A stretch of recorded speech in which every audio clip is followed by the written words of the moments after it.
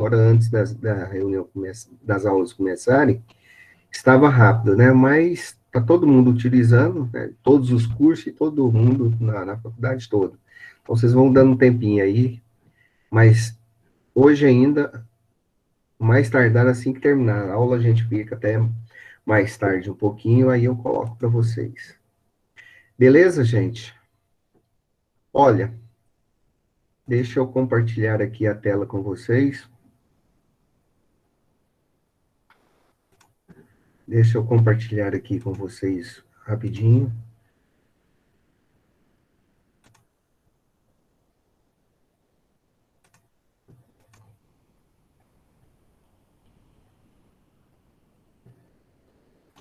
Olha aqui, a sala de aula de vocês já estão pronta, ok? Então, eu estava adicionando todo mundo aqui, eu não consegui, já está pronto. Daqui a pouco ele deve aparecer para os últimos que eu lancei agora, tá bom?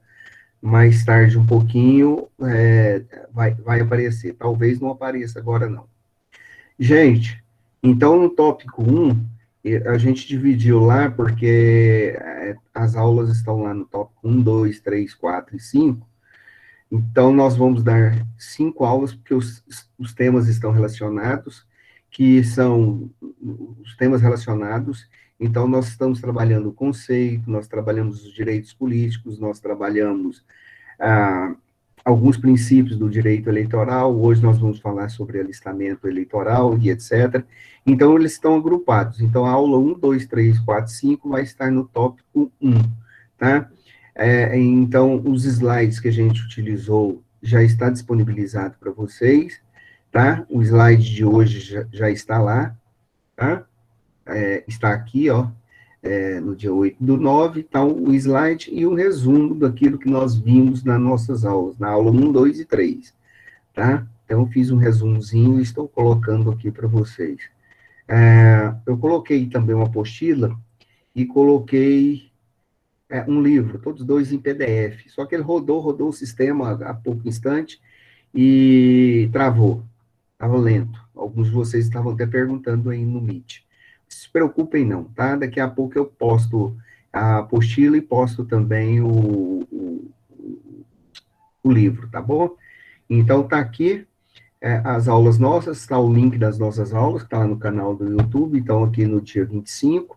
Para quem está chegando agora, teve muita gente que foi inserido de semana passada para cá, então vocês podem assistir a aula, está aqui, é só clicar, ela vai aparecer, a aula no dia 25/8, a aula no dia 1/8, e a aula nossa que está sendo gravada aqui agora, que está o link aqui, tá?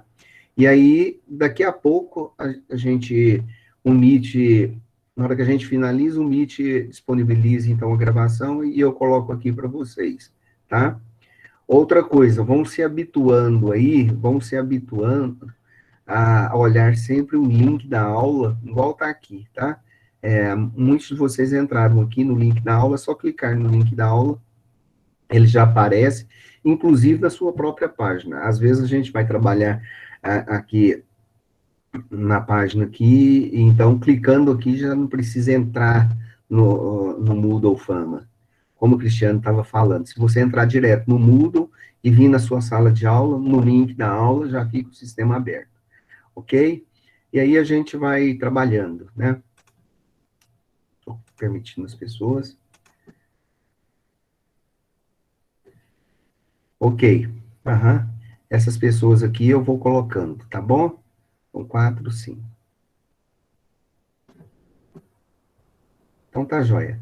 Gente, então, eu já dei boa noite, para vocês. A chamada a gente vai fazendo por aqui.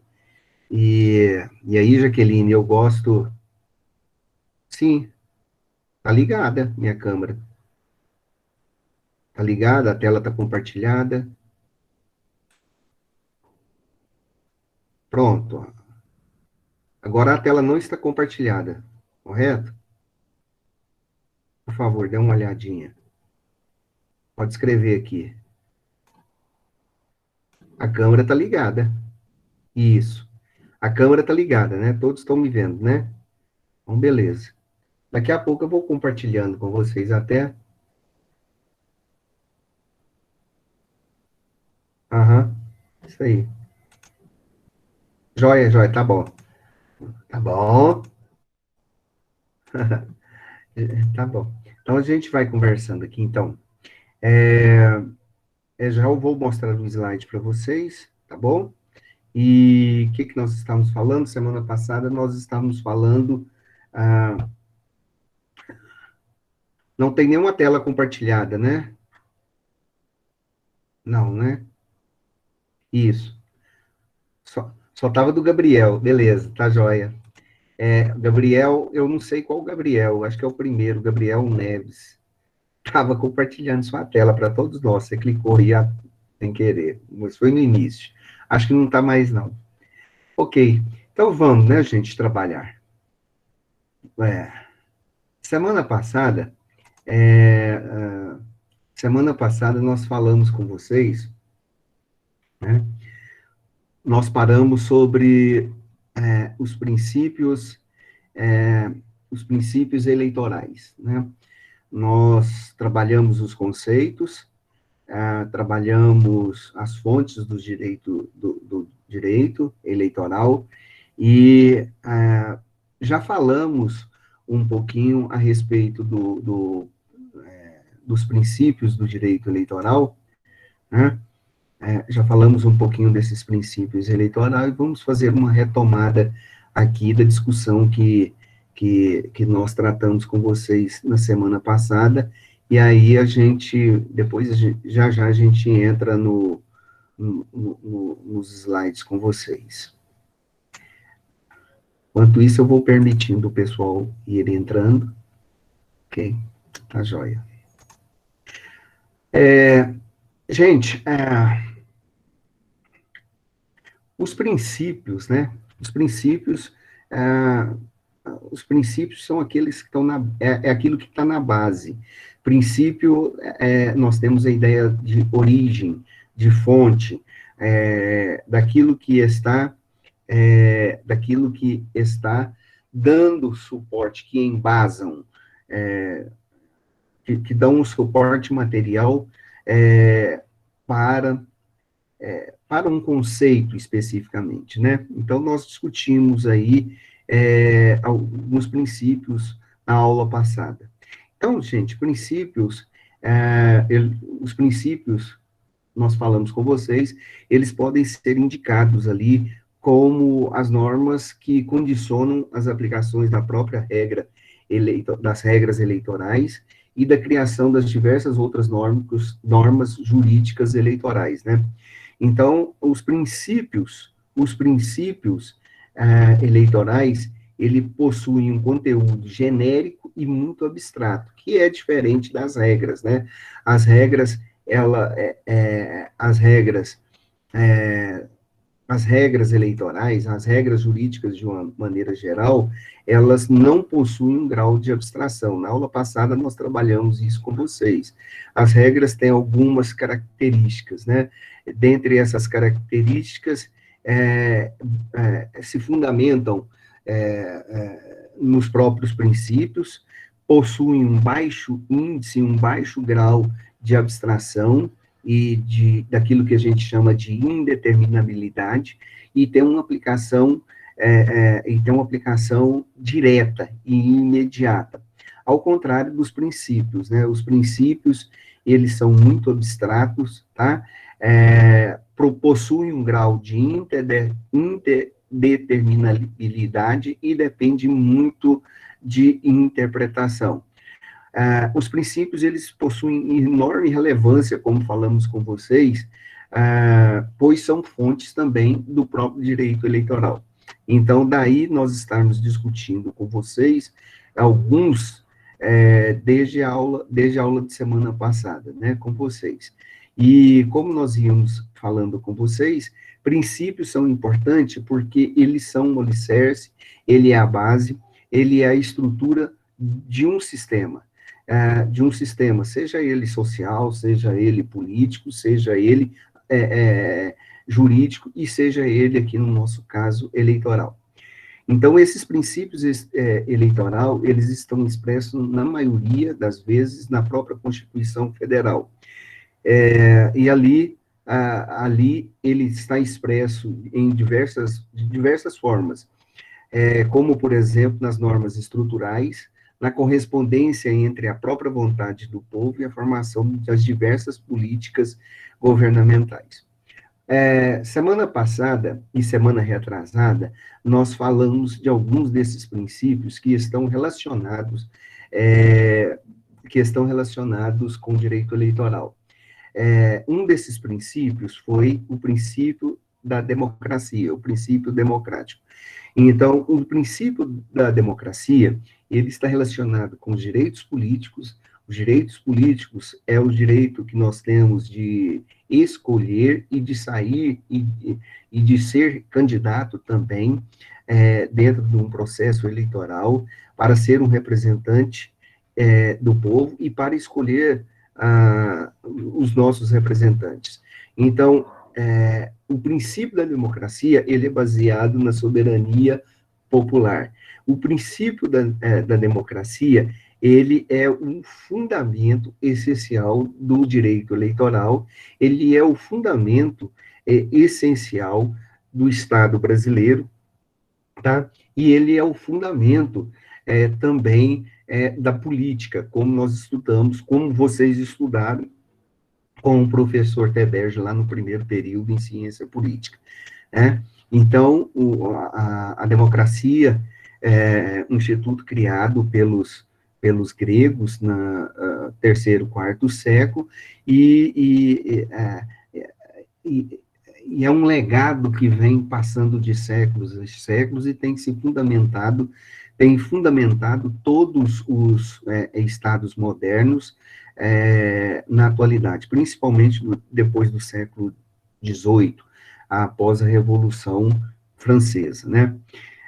No Brasil, a nossa Constituição, como nós já trabalhamos com vocês, ela começa já no primeiro artigo, instaurando ali, falando de um regime democrático, instaurando uma ideia de regime de poder, falando que o poder pertence ao povo, e o povo o exerce este poder de maneira direta ou de maneira indireta por meio dos seus próprios representantes, né?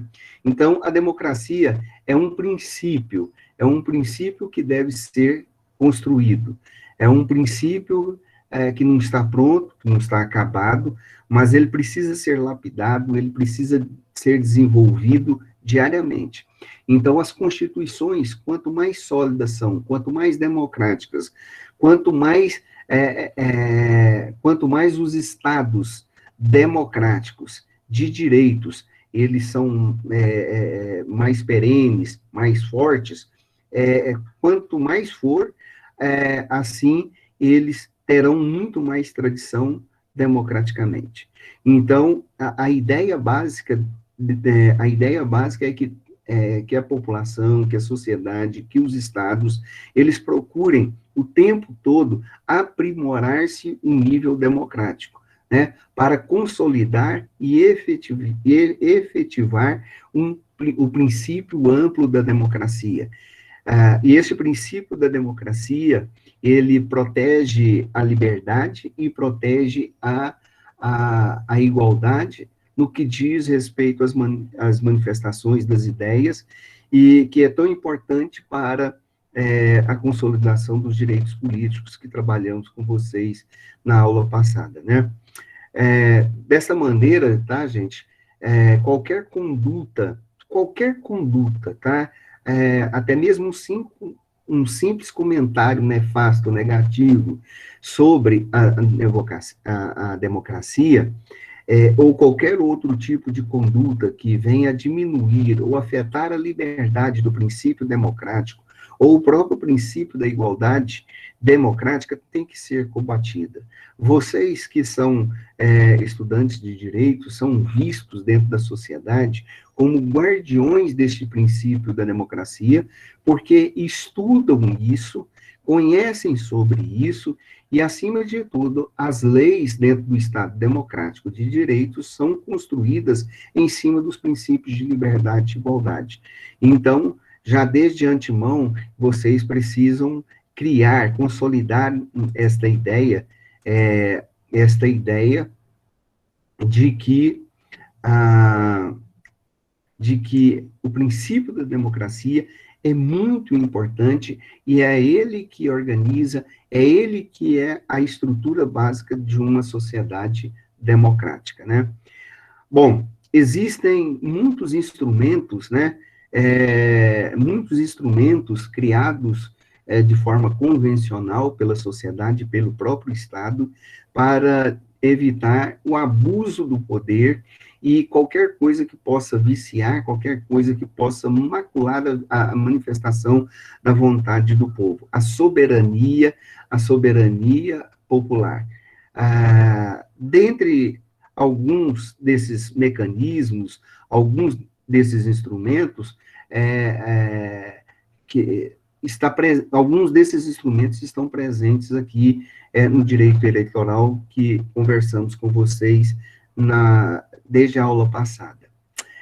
Um outro princípio muito importante que trabalhamos com vocês, também na aula passada, e que é muito importante nós voltarmos a destacar é o princípio da moralidade eleitoral. Princípio esse muito importante e essencial, haja visto que as eleições, elas acontecem, as eleições acontecem e as eleições, elas precisam ser limpas, né? Elas precisam ser muito claras, elas precisam ser transparentes acima de tudo, né? Então, o princípio da moralidade eleitoral está muito bem expresso ali na Constituição Federal, em seu artigo 14, no parágrafo 9, que diz o seguinte: a lei complementar estabelecerá outros casos de inelegibilidade e os prazos de sua cassação, a fim de proteger a probidade administrativa, a moralidade para o exercício do mandato, considerada a vida pregressa do candidato e a normalidade e a legitimidade das eleições contra a influência do poder econômico ou do abuso do exercício de função, cargo ou administração indireta. Então, vejam bem, o princípio da moralidade é muito importante para o próprio exercício do mandato esse delegado a representantes, a representantes nossos, né? Então, deve-se olhar a vida pregressa dele, deve-se olhar a sua vida, o seu dia a dia, o seu cotidiano, o que se faz constantemente, né? No dia a dia, para que ele possa servir realmente de exemplos, tá? Bom, inclusive, tá? O princípio da moralidade, eleitoral é um princípio muito importante porque ele levanta algumas hipóteses de ineligibilidade que são muitas vezes instituídas com o objetivo de proteger, então, a própria administração pública e o próprio exercício deste mandato, né? Então, o tempo todo, deve-se preservar, deve-se prestar atenção, tá? Na conduta das pessoas. É essencial. Falamos isso também com vocês, logicamente que não destacamos aqui. A proteção da administração pública, como estava elencado aqui nesse artigo, no artigo 14, da própria Constituição, no parágrafo 9, é um princípio que visa, acima de tudo, garantir, então, a probidade administrativa do sujeito que vai estar no mandato, no sujeito que vai estar na administração pública, né? E a Lei Complementar número 64 de 1990, ela traz algumas hipóteses de pessoas que concorrem a cargos públicos não tendo uma boa conduta moral, ok? Ah, deixa eu compartilhar a tela aqui com vocês. Deixa eu compartilhar a tela aqui com vocês de... Não estou. Vou usar agora.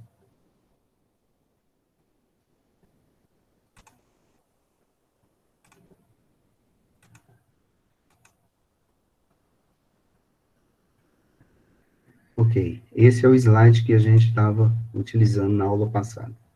Tá?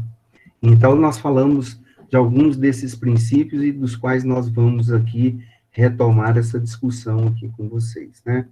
Então, estávamos falando do princípio da moralidade, né? Falamos do princípio da democracia, que ficou faltando na aula passada, tá? E alguns outros princípios que são muito importantes também aí, e que é interessante nós destacarmos, tá?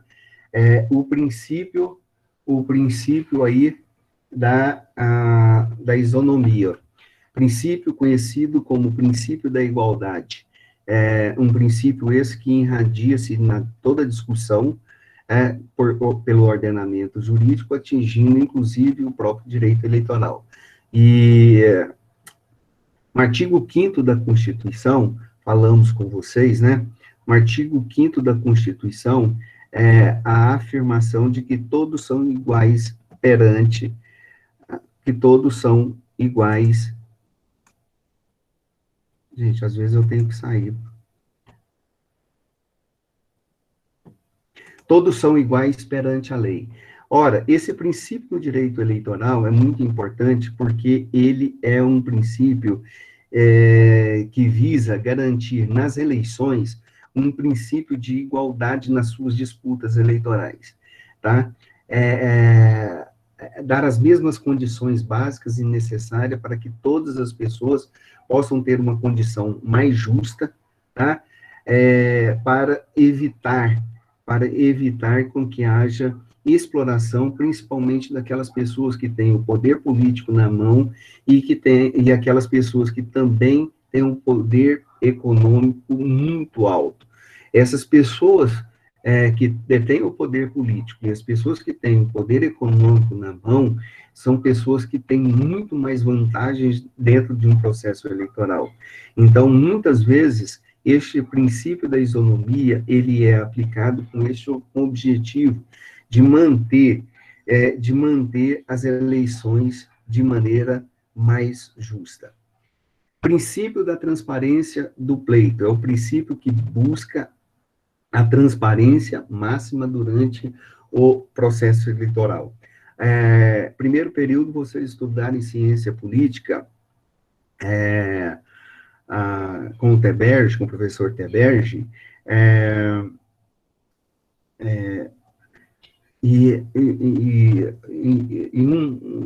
um filósofo muito importante da ciência política era Maquiavel. Maquiavel, ele falava que o importante da política era você conquistar e manter-se no poder. Para isso, os fins justificariam os meios. Quando ele fala isso, ele estava querendo dizer que o importante era que o príncipe, ele entendesse, que ele percebesse todas as características e toda nuance do jogo político. Pois o jogo político, muitas vezes, ele não é transparente, ele se configura, às vezes, por trás das cortinas, né? Ele se configura não de maneira bem transparente. No que diz respeito às eleições, as eleições precisam ser muito transparentes, pois o jogo que é jogado, muitas vezes ele não é limpo. Se ele não é limpo, então o processo eleitoral ele pode trazer muitas dúvidas. Então, as pessoas responsáveis, os juízes eleitorais, os tribunais superiores eleitorais, têm que garantir o máximo possível para que haja um pleito transparente, para que as pessoas possam ter confiança e entender que este processo é um processo legítimo e é um processo válido. Então, este princípio da transparência, ele é aplicado e ele tem que ser muito bem trabalhado. Então, as eleições, elas têm que ser claras, transparentes, elas não podem acontecer de maneira escondida, né? O terceiro princípio aqui é o princípio da lealdade processual. Este é um princípio que se manifesta-se sobre as mais variadas proteções, como é o caso da punição diante da litigância de má-fé ou temeridade na ação de investigação judicial eleitoral. É um dos outros processos que é um princípio muito importante, porque no direito eleitoral, para que as eleições aconteçam de maneira legítima, você tem que seguir vários processos específicos, desde o alistamento eleitoral até a declaração, a diplomação daquele que foi eleito. Então, tem que haver um respeito, tem que haver uma lealdade processual em cima desses pleitos, em cima dessa eleição, em cima deste processo todo, caso contrário, poderá, então, levantar sérias dúvidas a respeito disso daí, né, de um processo eleitoral. Um outro princípio muito importante é o princípio da celeridade eleitoral. Segundo esse princípio da celeridade eleitoral, todas as decisões, tá? Todas as decisões eleitorais devem ser imediatas, evitando-se muitas delongas, né, como está escrito aí, para as fases posteriores, para a data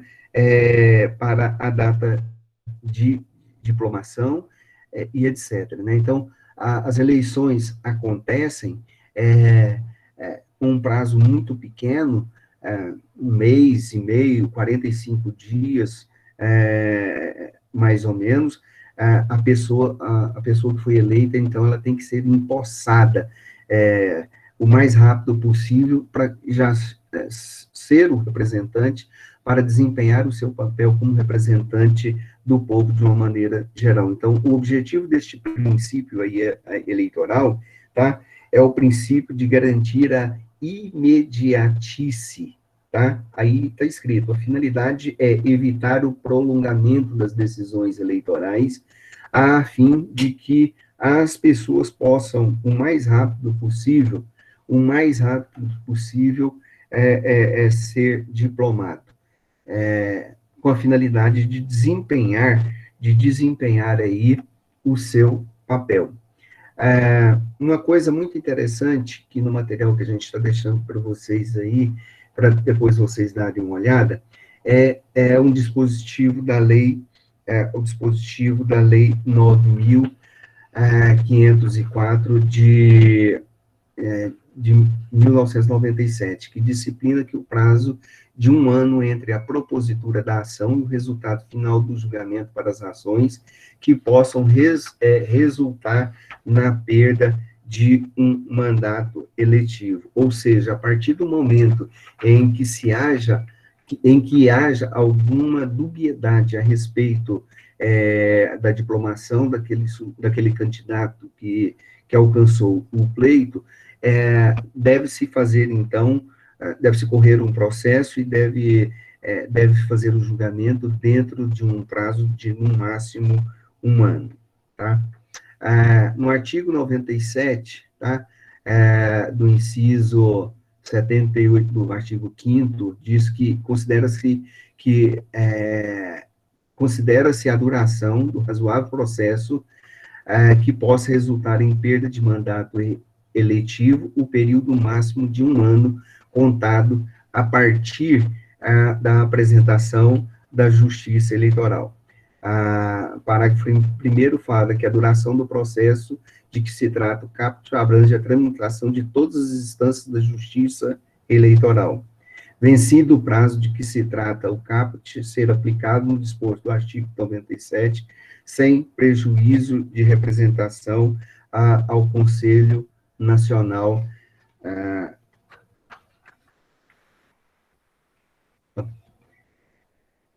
sem representação ao Conselho Nacional de Justiça. Portanto, este princípio de celeridade eleitoral, o objetivo é esse, tá? A partir do acontecimento das eleições, todo este processo ele tem que ser garantido de forma imediata.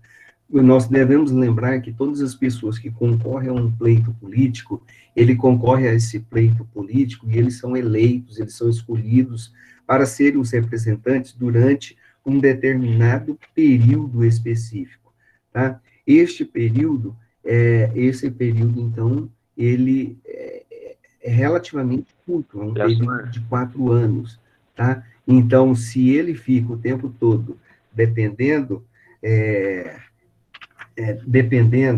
de ficar na discussão do processo eleitoral para saber se foi ou não diplomado de forma correta, então ele vai perdendo muito tempo no que diz respeito a isso daí, né? Outra coisa que temos que... Vitor, Aline, só um instante. Vitor, Aline, ok. Outro princípio, né, que falamos com vocês desde o primeiro dia, quando discutimos a questão dos direitos políticos, é o princípio da soberania, popular, né? É outro princípio que fundamenta o direito eleitoral. Trata-se do governo soberano, do povo. Artigo 1º, como nós falamos aí com vocês, já diz que o governo brasileiro Professor? é um governo soberano, tá? Que é soberano porque é baseado na força, no poder do povo, que delega, então, parte do seu direito de governar aos representantes, que foram eleitos, então, de maneira direta ou indireta, para representar a vontade geral do povo. Como Rousseau falou lá no Contrato Social, quando vocês estudaram a ciência política. Então, a soberania popular, bom, a Constituição, né, como nós todos sabemos, é a norma máxima do nosso Estado, de qualquer Estado, aliás. Então, a Constituição, ela regulamenta importantes direitos fundamentais, direitos políticos, a organização do próprio Estado, a distribuição das competências, o exercício das práticas políticas e da forma de governo. Tudo isso vocês já tiveram uma noção grande quando estudaram essa matéria lá com o professor Teberge, né? Essas regras todas, por que essas regras todas são importantes? Porque essas regras todas, elas dão a origem ao Estado. Dessas regras todas, vocês podem perceber isso do artigo 1º ao artigo 4º da nossa Constituição. São os artigos que estruturam, que dá formação, ao nosso Estado brasileiro. Esses artigos, o artigo 1º, com todos os seus incisos, até o artigo 4º, nada mais vamos chamar assim, nada mais é do que um contrato criado, estabelecido de forma convencional, aceito por um grupo de pessoas ou pela grande maioria da população, pela grande maioria da população que trabalha este princípio da estruturação do poder, da consolidação do poder dentro de um território específico. Então, todo este poder, poder soberano, né? Jean Bodin fala que o poder soberano, que a soberania nada mais é do que as sumas potestas, que é o próprio poder do povo acima de todas as coisas. E que este poder, ele deve ser exercido diretamente ou indiretamente, por intermédio, então, dos representantes, e por vários instrumentos, como referendo, plebiscito ou iniciativa popular. Esses institutos aqui, do referendo, plebiscito, iniciativa popular, falamos com vocês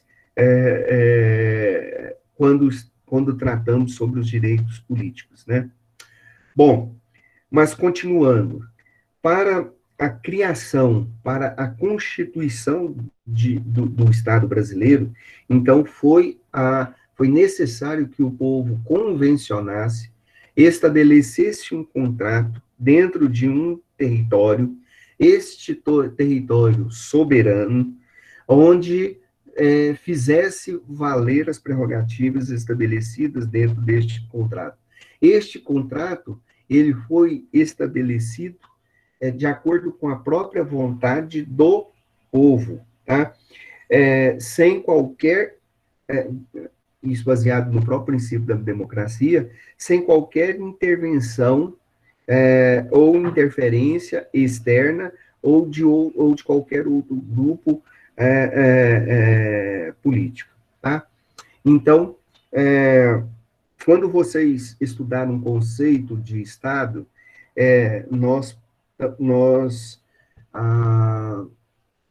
quando vocês estudaram lá sobre o que é o Estado e tipos de Estado, o Estado, segundo a doutrina, o Estado é uma instituição política que tem um governo próprio, que administra dentro de um território autorizado pelo povo. Então, quando se analisa o conceito de Estado, nós temos três elementos fundamentais. Esses três elementos fundamentais para a criação do Estado foi o povo, o território, e o governo soberano. O povo, né, refere-se ao quem? O povo refere-se a todas aquelas pessoas que estão ligadas de uma maneira ou de outra com o Estado. Refere-se às pessoas que nasceram aqui, às pessoas que residem aqui no país, tá? Em direito de nacionalidades é tratado quem é o nacional, quem é o povo, tá? Então, o povo, ele é o dono do poder, tá? Eles são, o povo que deve estabelecer as condições básicas, definir os pré-requisitos, as condições para que os governantes, tá? Para que os governantes possam governar. O território é o local, é o espaço geográfico. O território é o limite espacial onde mora o povo brasileiro, que é governado, então, por uma estrutura jurídica. E o governo soberano, né, refere-se à titularidade do poder para comandar o Estado. O governo, então, aquele que é responsável para governar esse Estado, ele tem como prerrogativa regulamentar a vida da sociedade, desenvolver políticas públicas, criar padrões, ou trabalhar em cima de padrões definidos dentro da própria dentro da própria Constituição, com o objetivo de alcançar a felicidade, ou levar o povo à felicidade geral, ou ao bem viver, como os gregos, né, imaginavam. O objetivo do soberano, o objetivo do governo soberano, o objetivo, a finalidade do Estado era levar as pessoas à felicidade geral. Então, a soberania, tá? A soberania é muito importante, pois ela é atribuída ao próprio povo, que é o detentor do poder supremo. Essa soberania, ela pode ser exercida de maneira interna e de maneira externa.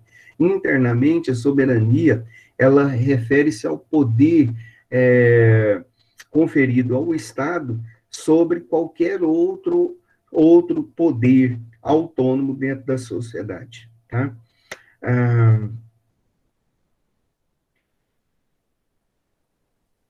E o poder externo, tá? O poder externo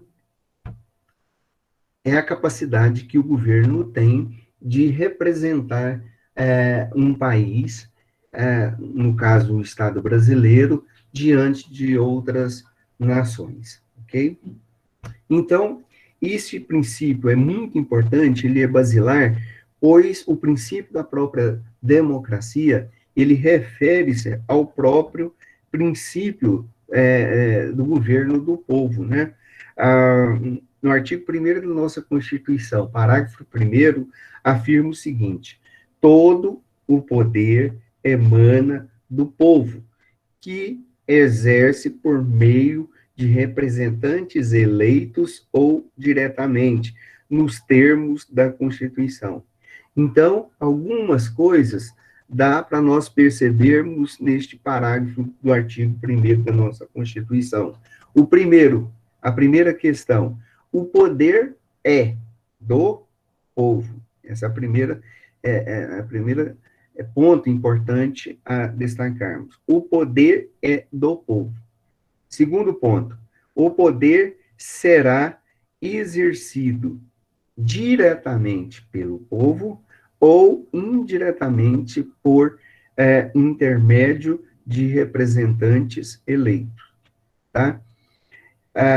Então, o documento que estrutura, que fundamenta o Estado brasileiro, que é a nossa Constituição, é um documento jurídico que vincula os detentores do poder, no caso, o povo, a todas aquelas pessoas exercentes, que vão exercer esse poder, ou seja, o próprio povo e os representantes eleitos. Significa dizer que todas as pessoas, então, estão sujeitos à lei. E ao ratificarmos aí, né, a submissão do Estado brasileiro, já no próprio artigo 1º, no caput, nós vamos ver que a nomenclatura que se dá ao Estado brasileiro é Estado Democrático de Direito. E o que isso isso significa? Isso significa que o Brasil, tá, sendo um Estado democrático de direito, compete ser exercido, ser administrado, ser governado de acordo com a lei, de acordo com a lei. E todas as pessoas que residem no próprio território, tá, devem estar submetidas ao próprio ordenamento brasileiro, que é composto, né, pela própria Constituição e pelas outras leis infraconstitucionais. Também nós falamos para vocês que o Brasil é um Estado democrático de direito. O que significa o Brasil ser um Estado democrático? Significa que que o Brasil é um sistema que depende de escolhas, que vive de escolhas, tá? A democracia refere-se ao governo do povo, que fundamenta o próprio regime político que nós temos no país. Né? O nosso regime político é um regime republicano. Característico, todo regime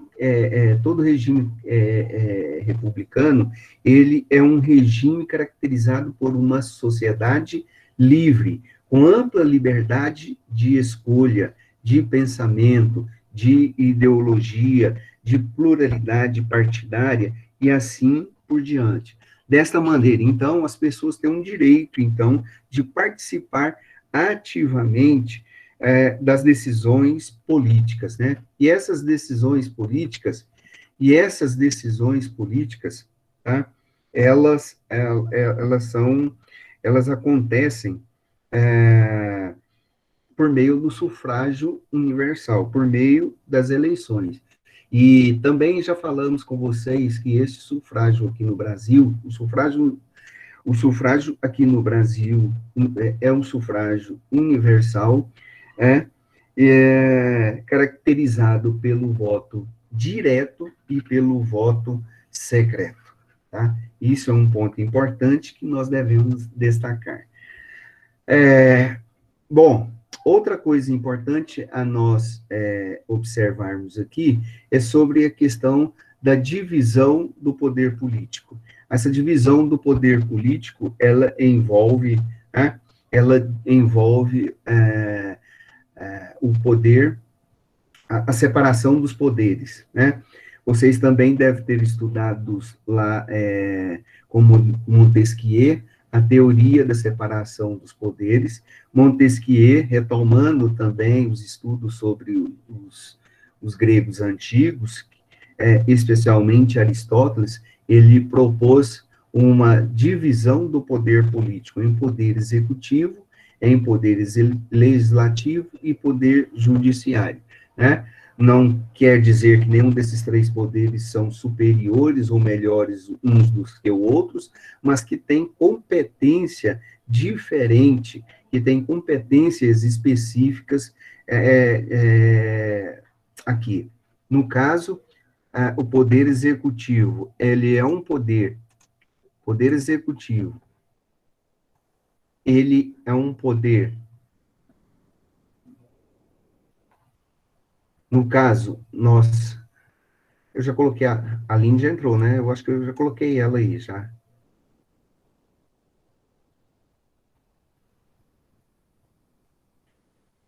Tá lá, Micaele, na aula 3. Eu vou disponibilizar aqui e vou mostrar para vocês.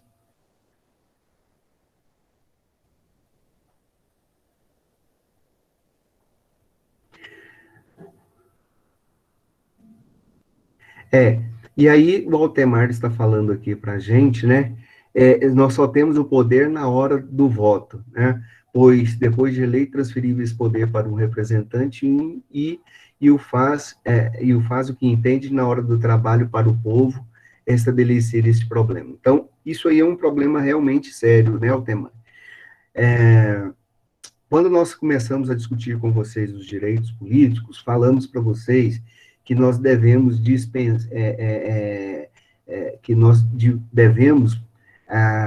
buscar uma consciência política, e a consciência política é algo que está relacionada na busca do conhecimento, de entender o que vem a ser essa discussão sobre política, é entender essas dimensões do processo político todo, né? Por quê? Porque é uma responsabilidade muito grande nós delegarmos parte do nosso poder, do nosso direito, tá? O direito de governar, direito de administrar o Estado, a outros representantes. E alguns desses representantes, muitas vezes, né, eleitos democraticamente, se acham, infelizmente, que o poder é deles, e que eles estão ali para resolver não os problemas do povo, mas aquilo que dá na cabeça, na maioria das vezes, desses políticos. Então, nós precisamos realmente buscar aí uma transparência, buscar uma transparência e buscar a, ter essa consciência política com a finalidade de cobrarmos mais desses nossos representantes, né? Porque senão eles vão deitar e rolar aí. Tem muitos que fazem desse jeito, não é mesmo?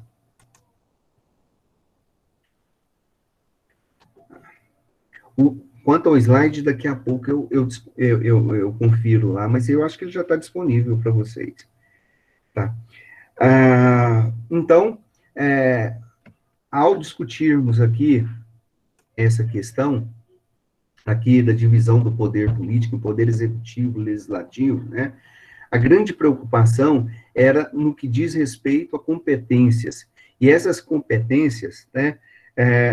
Essas competências estão muito relacionadas com a própria dimensão geográfica do poder, né? E aí nós temos a União, os Estados-membros e o Distrito Federal e os municípios. Isso aqui nós observamos,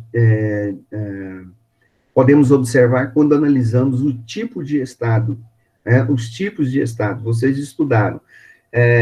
Tipos de Estados, nós temos Estados unitários, confederações e Estado federado, ou Estado federado, ou federação. Nosso Brasil é um Estado do tipo federativo, é uma república federativa. Isso quer dizer que o Brasil, ele é formado, tá? Por um conjunto de entes federativos, e esses entes federativos é a União, os Estados e o Distrito Federal, tá bom? No artigo 1º aí, no caput, e o artigo 18, caput também da Constituição Federal, né, diz: a República Federativa do Brasil é formada pela união indissolúvel dos estados, municípios e Distrito Federal. Por isso que não pode, essa é a característica principal da federação, né? E os municípios, todos autônomos, constituem o Estado Democrático de Direito e tem como fundamentos pluralidade partidária, etc, etc.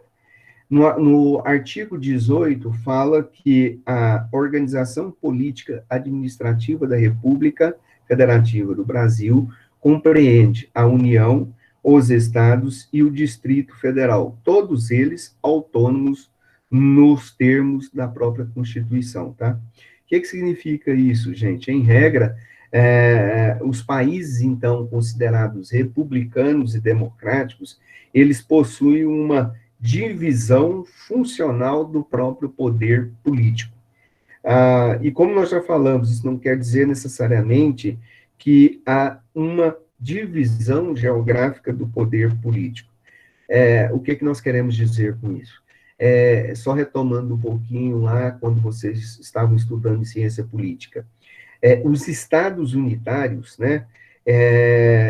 Os estados unitários, aqueles democráticos, eles possuem uma divisão funcional de poder, mas não possuem uma divisão geográfica de poder, ou seja, eles não estão divididos necessariamente, né, em União, em Estados-membros e em municípios, como nós temos aqui o Brasil, né, nós temos um Distrito Federal a 140 quilômetros daqui, nós temos o Estado de Goiás, nós temos os municípios como Anápolis, Goiânia, sendo ente federativo também, né, mas tem uma divisão de poderes, que alinha-se à ideia do pacto federativo, mas não ao princípio da separação de poderes, né? Bom, eu estou dando uma geral aqui, porque é muito importante para que a gente possa compreender um pouquinho a respeito do direito eleitoral. Esses princípios republicanos esses princípios republicanos, esses princípios da soberania popular, os princípios democráticos, eles são muito importantes para nós no direito eleitoral, pois nós elegemos representantes para ocupar cargos, tanto no poder político, no poder executivo, quanto no poder legislativo, tá? No cargo do poder judiciário, as pessoas elas não são, elas não vão ser ocupadas pelo voto popular, mas geralmente, né, pelo ingresso via concurso público ou pela regra do quinto constitucional aplicável aí aos tribunais superiores, né? Bom, mas os poderes executivos e legislativos, eles desenham-se em três esferas de competências, como nós já falamos com vocês, né? Na União, nos Estados-membros e no Distrito Federal e nos municípios. Assim, né, a União, nós temos um poder executivo federal, um poder executivo legislativo federal e um poder judiciário federal.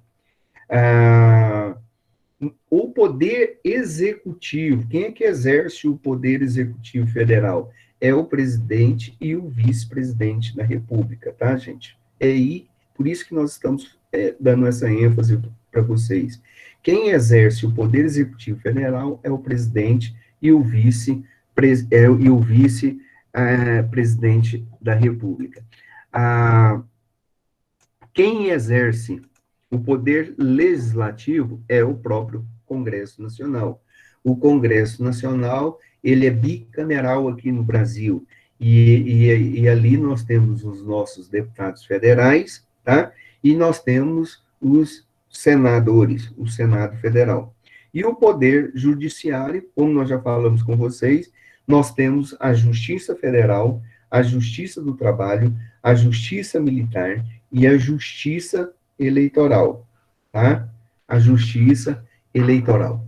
Nos Estados-membros e no Distrito Federal, tá? O Poder Executivo é administrado ou é realizado, tá? Pelo governador e vice-governador. O Poder Legislativo é pelas Assembleias Legislativas. O Poder Judiciário é pela Justiça Comum. No caso dos municípios, o Poder Executivo Municipal, quem o exerce é o prefeito e o vice-prefeito. O Poder Legislativo Municipal são as câmaras legislativas por intermédio dos vereadores. Então, nós temos que pontuar somente algumas coisinhas aí. Nós não temos um poder judiciário municipal. A estrutura de poder do judiciário é alçada simplesmente no âmbito do federal e no âmbito do estadual. A justiça eleitoral, tá? Embora esteja estruturada nos Estados-membros e no próprio Distrito Federal, ela integra a esfera federal de competências. Então, nós traçamos aqui, rapidamente com vocês, uma estruturação, né, do Estado brasileiro, mas é importante, é fundamental para que a gente possa entender um pouquinho mais desse Estado brasileiro. Por quê? Porque nós temos uma forma de governo, e só recordando novamente, qual é o tipo de forma de governo que nós temos? O nosso governo é um governo republicano. Nosso governo é um governo republicano, onde as pessoas escolhem os candidatos, onde as pessoas têm liberdade de escolha, têm liberdade de ideologia, liberdade de escolha, tá?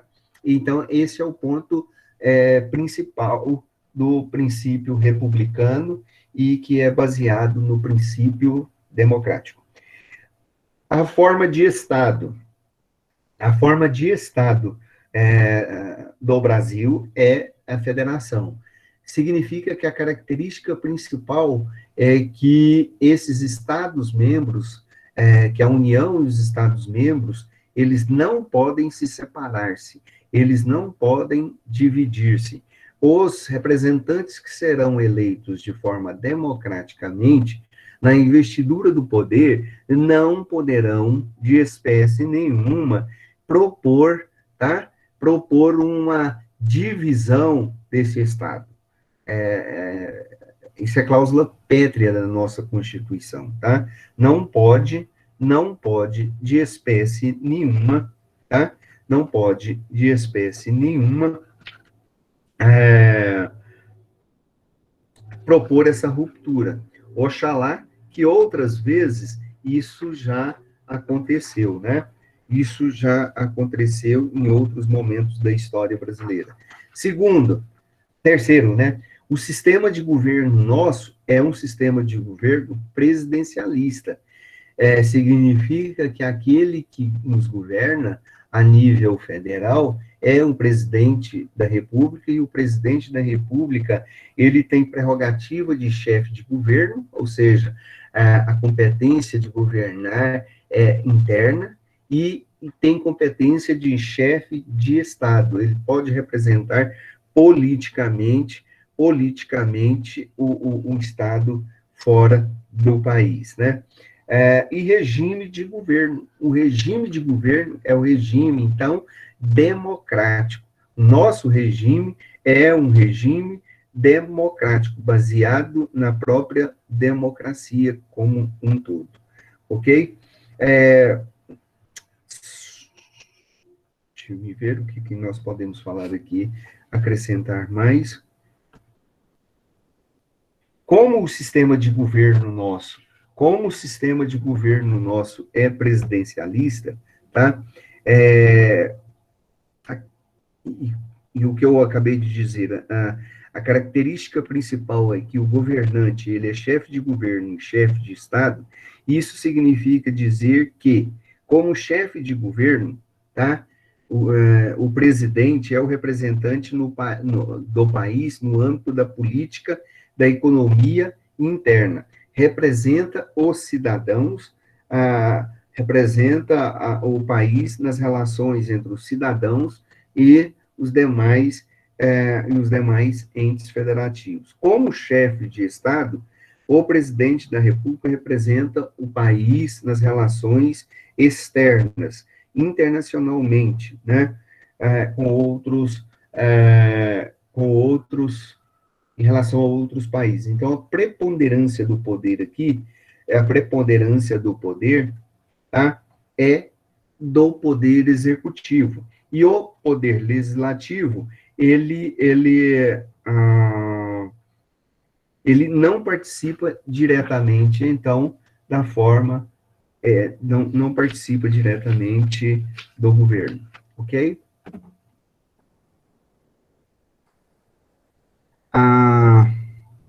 Vamos lá.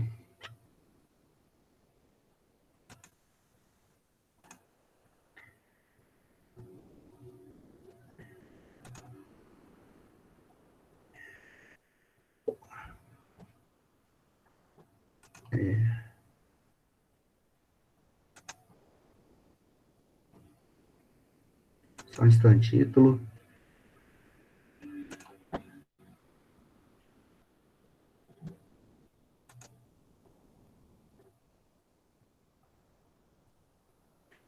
Deixa eu ver se tem outros princípios importantes. Tem outros princípios aí, né, que nós poderíamos estar discutindo com vocês e estar trabalhando, né? Mas eles não são. Nós vamos falando e vamos discutindo com vocês durante a nossa. Quando a gente vai falando a respeito do próprio direito eleitoral. Um desses princípios muito importante é o princípio da lisura, ou o princípio da liberdade de organização, tá, gente? Princípio da liberdade de organização partidária.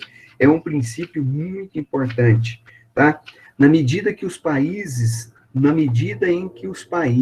tá, têm liberdade para se organizar politicamente, ele tem uma vantagem na consolidação do poder político e da própria democracia. O partido político, como falamos com vocês, ele é uma espécie de ponte entre entre o povo e, e o Estado, em quem governa. Então, os nossos representantes que foram eleitos, né, por um partido político, eles ali estão nos representando, e eles representam os anseios da população de uma maneira geral. Ele representa esses anseios da população, e eles captam a vontade geral do povo e intermedia nas relações com o Estado, de uma maneira geral. Então, o partido político é uma instituição, é uma pessoa jurídica de direito privado, tá? Que tem como objetivo assegurar o interesse do próprio regime democrático. Tem como objetivo garantir a autenticidade do sistema representativo. E tem como objetivo também defender os direitos fundamentais do indivíduo na própria Constituição. Tá? Então, em razão disso, em razão das suas funções, em razão das suas atribuições, em razão das finalidades, da finalidade do partido político, né, a Constituição brasileira, a Constituição nossa, ela adotou o princípio de liberdade e de organização, o princípio de liberdade de organização partidária. Isso é muito importante, porque garantiu ao partido autonomia para ele ter a sua própria estrutura interna, ele deu autonomia ao partido se organizarem, de funcionarem de maneira autônoma, tá? Deu liberdade de criação ao partido político, de fusão, de incorporação e até mesmo de extinção desses partidos políticos. Quando nós estivermos discutindo e trabalhando aí a questão dos partidos políticos e trabalhar a lei dos partidos políticos, nós vamos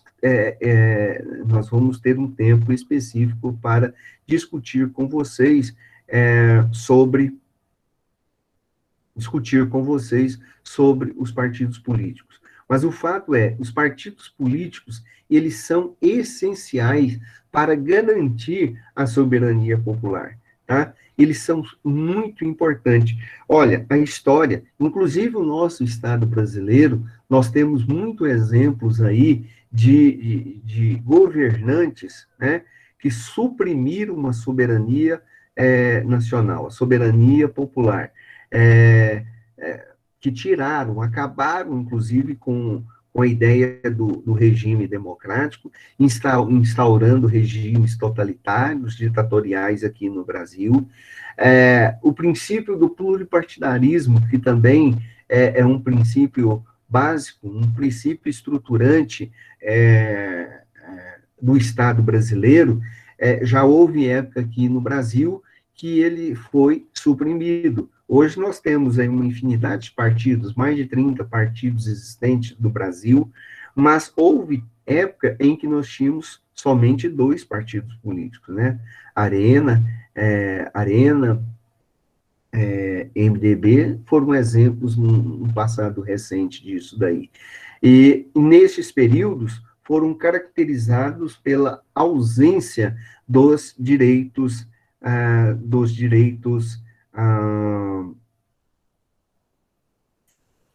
ausência dos direitos fundamentais da pessoa humana, né? Então, muitos dos direitos de liberdade, muitos dos direitos de discussão, muitos dos direitos de ideologia, tá? Eles foram suprimidos justamente porque nós não tínhamos partidos livres, nós não tínhamos partidos livres, tá?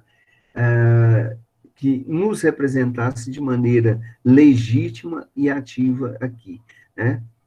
Ok?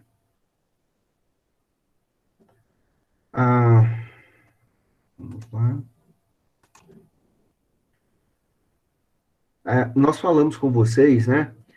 E aqui eu vou novamente fazer um link aqui na nossa discussão sobre um panorama rapidamente dos direitos políticos que falamos na primeira aula com vocês, né? Então, na nossa Constituição de 88, né, uma Constituição muito nova, nós temos aí um pouco mais de 30 anos que ela foi criada, e é uma das constituições mais longevas que nós temos na atualidade, né? Aquele legislador o responsável pela criação dessa Constituição chamada cidadã, ela dividiu a nossa Constituição basicamente em 4 categorias, tá? 4 categorias básicas, né? Então, na primeira parte, ela dividiu, a nossa Constituição foi dividida em direitos e garantias individuais, depois nós temos ali os direitos sociais, depois nós temos os direitos de nacionalidade e os direitos políticos. Como falamos com vocês, os direitos políticos, ele é um conjunto de direitos que está relacionado com o direito de participação política do cidadão, aquele direito que o sujeito tem de participar ativamente dentro de um processo e escolher os seus candidatos ou até mesmo sair candidatos. Quando nós falamos assim, nós estamos falando assim que os cidadãos, eles têm os seus direitos políticos expressos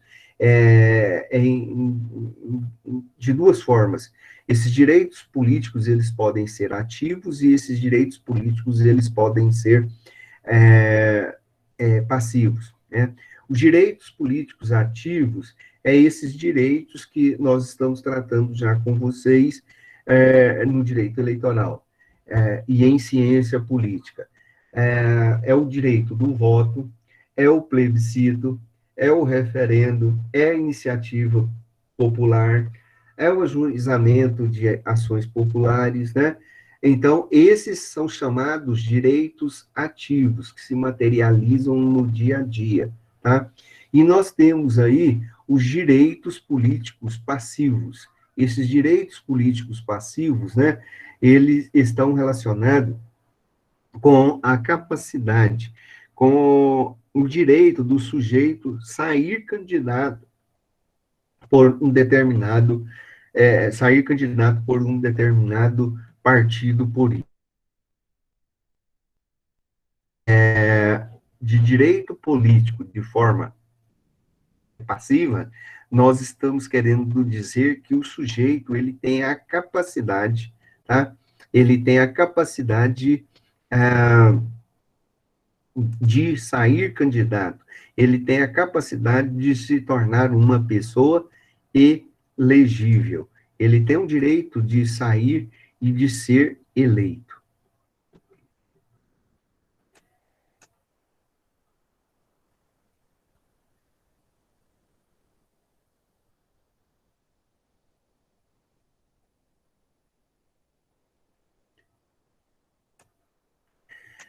O Altemar está falando uma coisa muito interessante, que a gente vai ter que fazer essa discussão durante as aulas nossas aí, e eu vou colher outras opiniões com vocês. O Altemar está falando que um posicionamento dele, é bem interessante isso, e é muito discutível nos nossos dias a dias. Ele está dizendo o seguinte: se não houvesse a necessidade de filiação em um partido político para você sair candidato, seria um processo mais democrático, né? Bom, algumas democracias de alguns países, né, com mais tradição política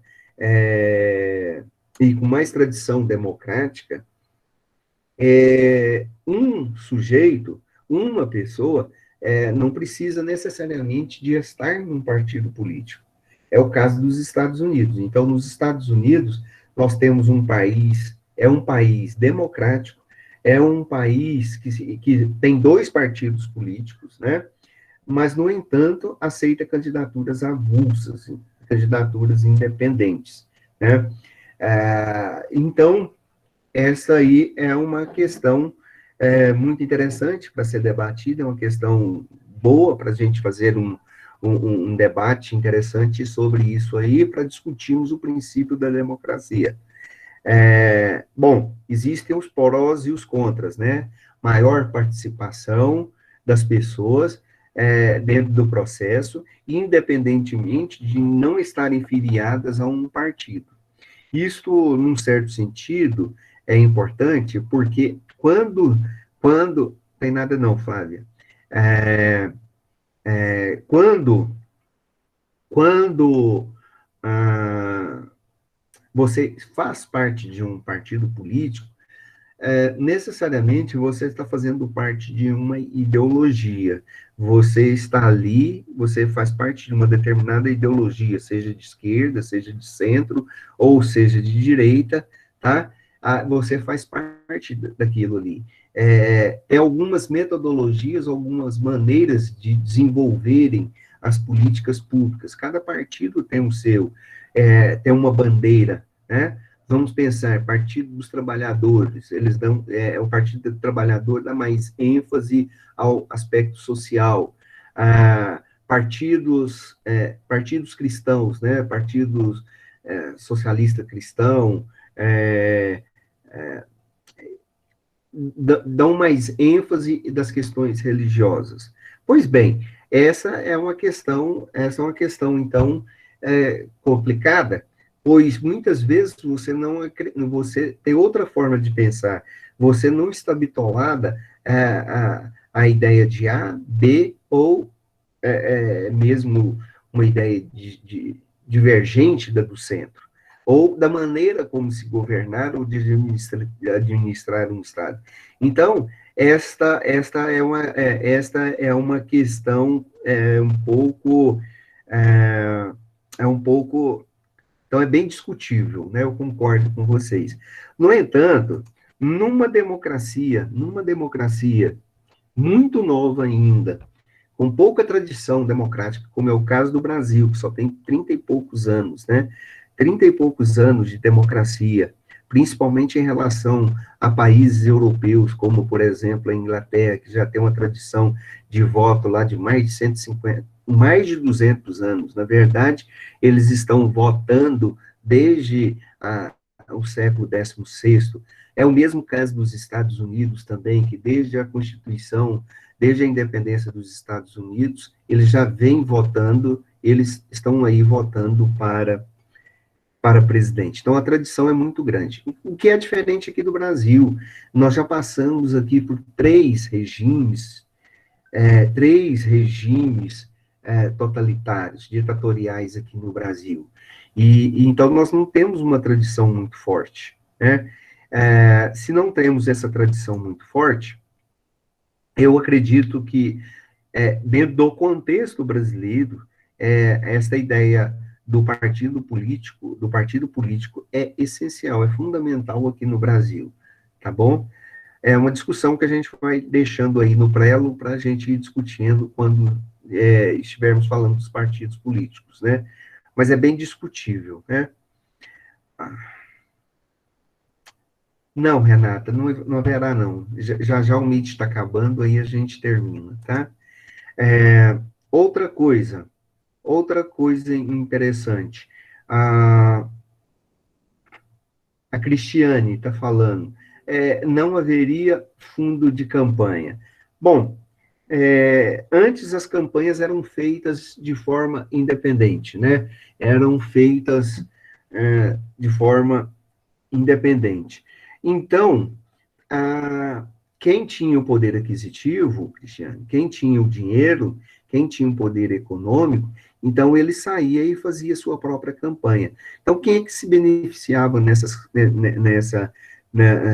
campanhas? quem tinha mais patrimônio, quem tinha mais poder aquisitivo, quem tinha mais respeitabilidade dentro da sociedade, onde outras pessoas até ajudavam, financiavam essas campanhas.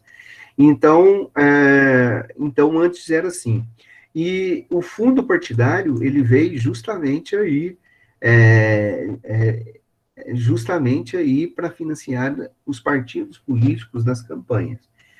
E eu acho que eu sei o que você está discutindo, o que você está pensando, Cristiano. Inclusive, nós discutimos isso na aula, primeiro dia de aula, né? Nós tivemos aí o problema do mensalão, né? Onde os partidos políticos, né, recebiam uma mensalidade das pessoas, dos correligionários, das pessoas que foram eleitas, para financiar a própria campanha política, e nós temos aí o problema também da Lava Jato, corrupção ativa e passiva, né? E então, é muito complicado, né? E aí, nós já tivemos aí a mini-reforma de 2015, na mini-reforma de 2015, este fundo de campanha, ele ficou bem mais restrito agora. Mas ainda acontece e existem justamente por causa dos partidos políticos. Agora, o fundo de campanha hoje está astronômico, né? Quase 3 bilhões de reais para ser dividido entre os 30 e poucos partidos que vão lançar candidaturas, que vão ter candidatos e vão lançar candidaturas próprias.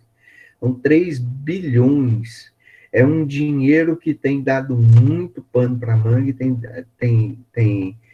muita discussão nessa brincadeira aí, né? Muitíssima discussão em cima disso daí, né? Inclusive o próprio presidente da República, nosso, né? Ele saiu do próprio partido PSL porque ele, como presidente da República, ele estava querendo controlar o presidente do partido, que é o Luciano Bivar, foi eleito pelo PSL, e ele estava querendo controlar o próprio partido político por meio do próprio presidente, por meio do próprio presidente do partido. O presidente do PSL não aceitou, e ele então saiu do partido, agora está namorando de novo o PSL, tentando voltar ali. Na verdade, está tentando voltar ali para ter o controle, do partido político. Essa é a verdade nua e crua, né? Então, essa é uma realidade. Agora, é muito dinheiro, né, gente? Hoje, esses partidos não observam mais as suas ideologias, né? Eles se vendem coligando com determinados candidatos que já está com mandato ou com possibilidade de maiores serem em troca. Justo, existem muitos partidos, os partidos nanicos que nós conhecemos, esses partidos nanicos são chamados assim, pois são conhecidos como partidos de aluguéis. Na prática, esses partidos de aluguel, esses partidos nanicos, eles lançam algum candidato com alto poder econômico, e esses saem concorrendo a algum cargo público, e depois de eleitos, eles saem daquele partido e vai para outro partido, e ali negocia, né, a sua investidura do seu poder a troco de cargos políticos, de secretarias, né, e etc. Eu mesmo votei num determinado candidato aqui, nosso, na eleição passada, tinha muita esperança nesse rapaz, e ele pegou e foi para outro partido político. E uma da bandeira dele, ele falou que não saía de jeito nenhum desse partido político, e foi para outro. Esse foi o objetivo, né? Sim, nós temos muitos desses partidos políticos, né? Gente, na aula que vem,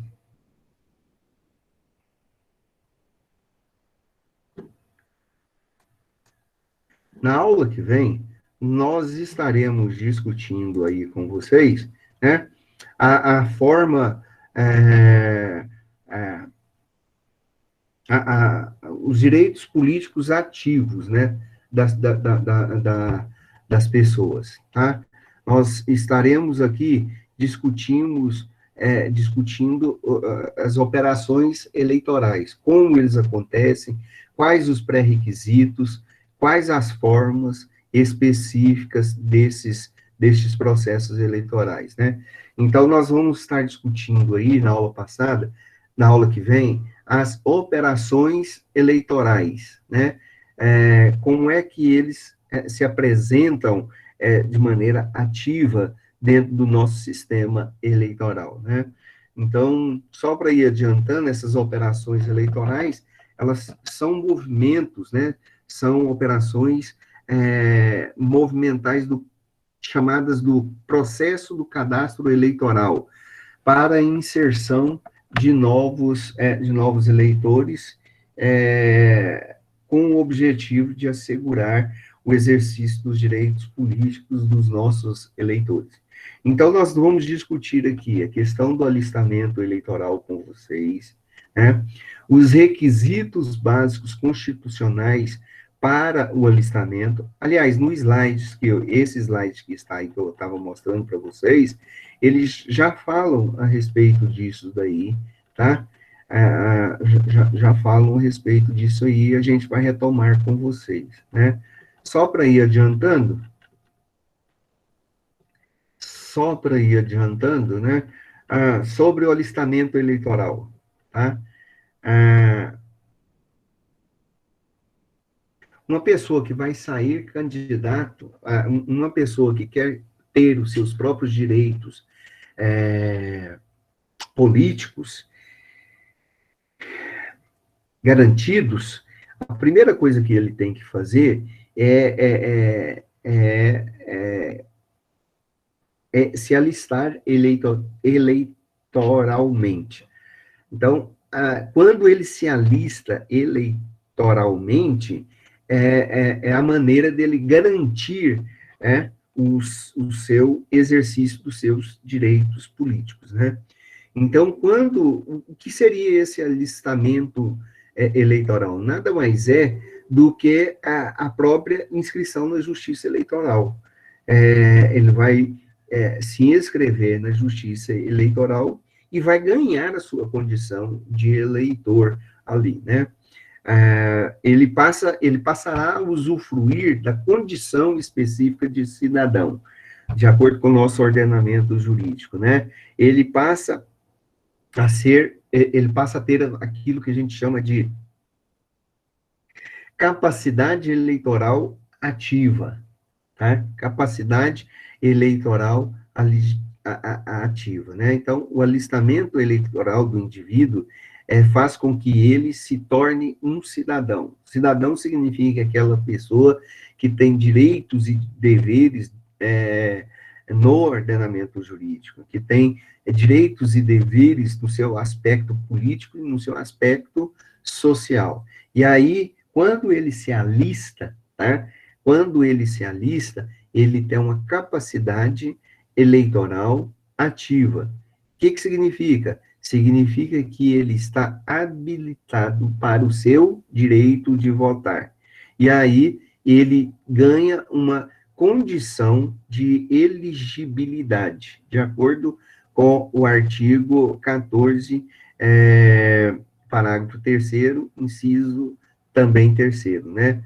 Então, as regras básicas, né, do alistamento eleitoral está no próprio Código Eleitoral, lá no artigo 42 a 50. No slide que está aí para vocês, tá? Trata disso e tem na resolução número 21.538, né? Ok? Então, nesse artigo aí, fala sobre a condição de elegibilidade, ou seja, o sujeito ele se torna cidadão, né? Ele ganha a capacidade de ser eleito, né? Não somente de escolher, mas de ser eleito. O que significa isso? É o direito dele ter de candidatar-se, de manifestar a sua própria capacidade eleitoral passiva, ok? Deixa eu ver mais aqui. E aí, depois nós vamos falar dos requisitos eleitorais. Está aqui. Deixa eu mostrar aqui um slide que eu acho que eu não estou mostrando para vocês, né? Aqui.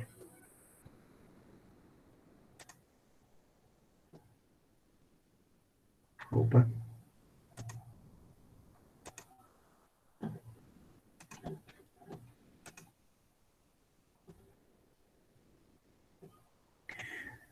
Vai não, Vanderlei, fica aí, tá? Tá acabando. Muito bem, Flávia. Só para mostrar aqui, para que vocês possam ler em casa esse slide aí e vocês possam ir acompanhando os que nós estamos falando.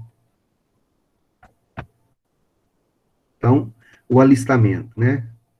Então, nós vamos falar desses direitos políticos, tá? Então, o alistamento é o primeiro, tá? Os requisitos básicos para o alistamento eleitoral. Então, a Constituição, ela criou, vamos chamar assim, balizas, né, para o alistamento eleitoral. Tá? Não é qualquer pessoa que pode pegar e participar deste processo, né? Então, o alistamento eleitoral e o voto são obrigatório para os maiores de 18 anos, eles são facultativos para os analfabetos, os maiores de 70 anos, os maiores de 16 e menores de 18, e segundo, não podem alistar-se como eleitores os estrangeiros e durante o período do serviço militar obrigatório, os conscritos, né, aqueles que estão em regime de militar. Já a gente fala sobre isso. Então, existem dois requisitos básicos para a realização da inscrição eleitoral, do alistamento eleitoral. É o princípio da nacionalidade e o princípio da idade mínima. E aqui está expresso, né? Então, os maiores de 16 anos, eles podem votar, eles podem se alistar, né? Eles podem se alistar, eles podem participar, e eles podem votar. Então, tem uma idade mínima. O voto é facultativo para os maiores de 16 e menores de 18, ele é obrigatório para os maiores de 18 e menores de 70, aqueles que têm idade mínima menor do que 70 anos, né? Então, é obrigatório. E o outro princípio aí, então, os princípios básicos aí é o princípio, né, de nacionalidade, como está expresso aí, tá? E o princípio de idade média. Então, o artigo 12 da nossa Constituição vai dizer o seguinte: são brasileiros natos. Natos é aqueles que nasceram dentro do nosso território brasileiro, que nasceram no Brasil. Então, quem são os brasileiros natos? São os nascidos na República Federativa do Brasil, ainda que de pais estrangeiros, desde que estes não estejam a serviço do seu país. Então, se tem um pai americano e uma mãe francesa, né, que moram aqui no Brasil, que trabalham aqui no Brasil, desde que não sejam diplomatas, embaixadores de governos estrangeiros a serviço de um outro país, então, se esses pais, se esses, se nasceu no território brasileiro, ele é brasileiro, mesmo tendo pais estrangeiros, tá? A ideia aqui é de que estes não estejam a serviço do seu país, significa que todo aquele que está a serviço de um determinado país é porque ele veio representar este país aqui. Ele foi obrigado a representar este país aqui, ok? Os nascidos no estrangeiros, tá? De pai brasileiro ou mãe brasileira, desde que qualquer um deles esteja a serviço da República Brasileira, e vice-versa o caso, né? Nasceu fora, estando a serviço da República Federativa do Brasil, então é considerado brasileiro nato, e os nascidos no estrangeiro, de pai brasileiro ou de mãe brasileira, desde que sejam registrados na repartição brasileira competentes, ou que venham residir na República Federativa do Brasil, e que optem em qualquer tempo depois de atingida a maioridade pela própria nacionalidade brasileira. Então, que nasceu lá fora, mas que foi registrado numa embaixada, no consulado brasileiro, ou em algum órgão competente, ou mesmo que depois da maioridade, 18 anos ou 21 anos, dependendo do país, 18 anos, no caso aqui nosso, o Brasil, ele pode requerer a nacionalidade brasileira. Lembrando que aqui, neste caso, ele pode ter uma dupla nacionalidade. E dependendo do país, ele pode ter até 3 nacionalidades. Um exemplo que a gente falou aqui, né? Se ele foi filho de mãe, pai norte-americano, filho de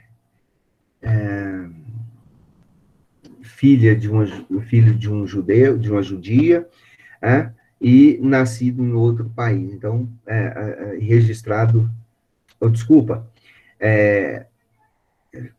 filho de brasileiro, casado com uma judia, por exemplo. Então, ele pode ter a dupla nacionalidade, pode requerer a sua nacionalidade brasileira. E também a nacionalidade judia. Por que isso? Isso depende do local de nascimento da criança e depende do país de origem. Então, existem os critérios que depois nós vamos estudar com vocês, o jus ius sanguinis, que é o critério de sangue, e o ius solis, que é o critério de solos. Então, depende muito da pessoa nascida no local que nasceu e do sangue, dependendo da recepção do ordenamento jurídico de determinado país. Tá? Os requisitos constitucionais para os brasileiros naturalizados. Os naturalizados são os que, na forma da lei, adquiriram nacionalidade brasileira, exigidas aos originários de países de língua portuguesa, apenas residência por 1 ano interrupto de idoneidade. E os estrangeiros de qualquer nacionalidade, residentes da República Federativa do Brasil há mais de 15 anos interruptos, sem condenação penal, desde o que requeiram a nacionalidade brasileira. Ou seja, se quiserem naturalizar-se, podem, desde que estejam morando aqui no Brasil já há 15 anos, né? E podem também pedir a naturalização se vierem de países originários de língua portuguesa. E aí vale para Portugal especificamente, mas outros países, como também Guiné-Bissau, Angola, pode pedir também a naturalização aqui, tá? Os portugueses, tá, que têm residência permanente no Brasil, de acordo com o Tratado Internacional de Reciprocidade, tá, serão atribuídos direitos inerentes ao próprio brasileiros, salvos aqueles previstos na própria Constituição, e no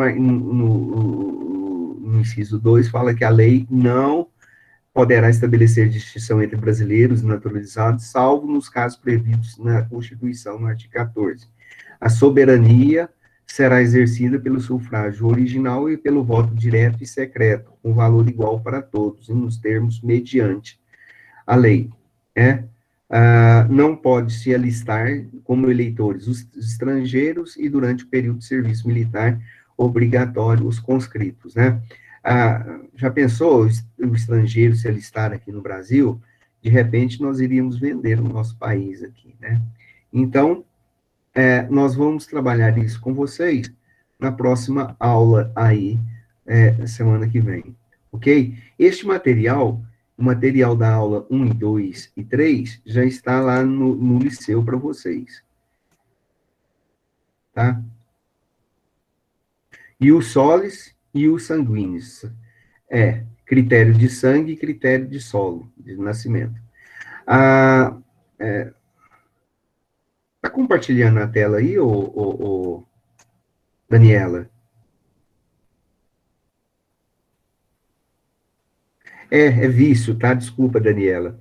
Mas o sistema é o mesmo, é Moodle, tá? Desculpa. Não? Não, peraí.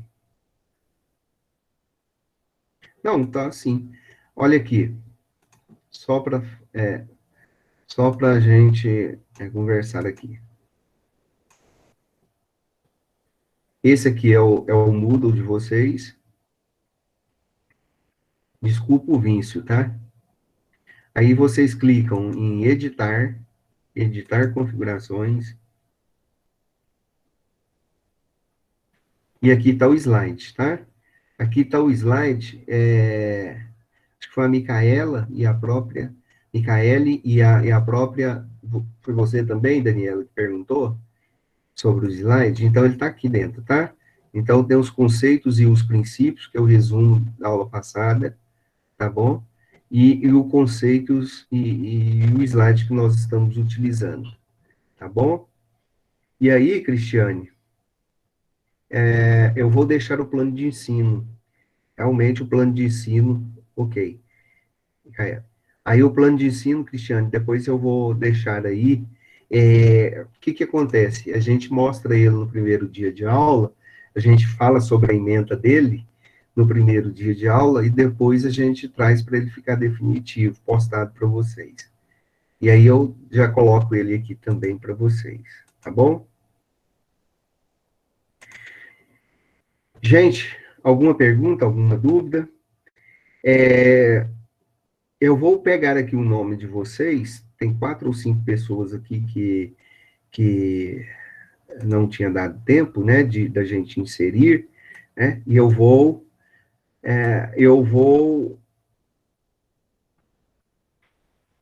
inserir vocês aqui. Então, a chamada para todos vocês. Ok, gente? Alguma dúvida? Escrevam aí, e aí vocês escrevendo, eu já coloco a presença para vocês. Ok? Dúvida? Vai escrevendo aí.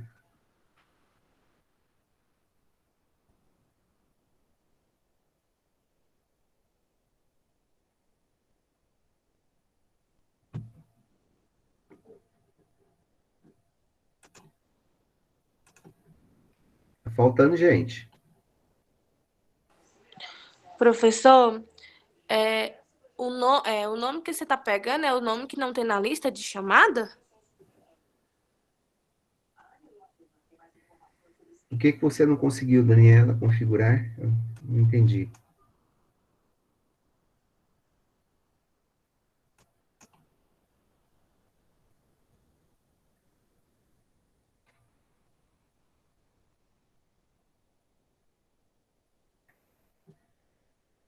Não, dá uma olhadinha lá. O pessoal, depois você clica 2 vezes, é porque são 2 arquivos, estão tudo junto.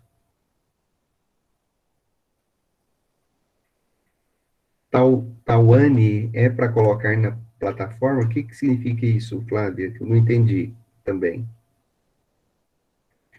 Tenta de novo depois, tá? O que que tem, Tawane? Ah, entendi. Sim, Tawane. Estava perguntando. Isso, está faltando mais algumas pessoas, umas 4 ou 5 ainda. Aí, isso. Beleza, eu acho que já deu. Se tiver alguém que foi tomar café, que está esperando um intervalo, aí depois me fala no particular e eu coloco. Mas está tudo anotado aqui, tá, gente? Então, vou parar aqui eu, isso, já deu.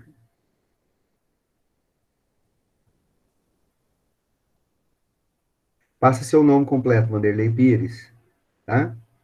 Nome completo, depois sua matrícula. Escreve aí, tá? Ou passa no particular para mim.